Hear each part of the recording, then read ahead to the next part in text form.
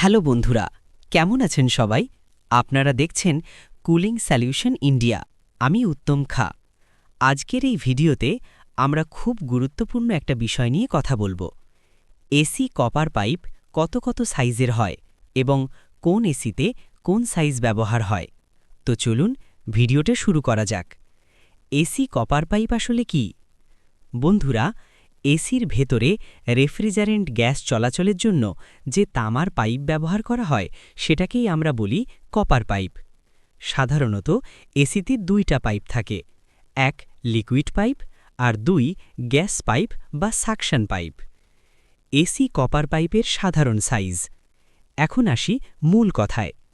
AC copper pipe সাধারণত নিচের সাইজগুলোর হয়, যেমন 1/4 ইঞ্চি। এটা সাধারণত লিকুইড পাইপ। সব ছোট এসিতেই থাকে। এই টাইপকে এসির সকল টেকনিশিয়ানরা কোয়ার্টার পাইপ বলে। এটি 1 টন আর 2 টনে ব্যবহার হয়। 3/8 ইঞ্চি 1 টন এসিতে গ্যাস পাইপ হিসাবে ব্যবহার হয়।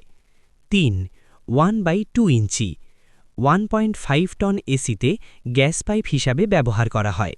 5/8 ইঞ্চি 2 টন এসিতে ব্যবহার হয়, বড় ক্যাপাসিটির জন্য।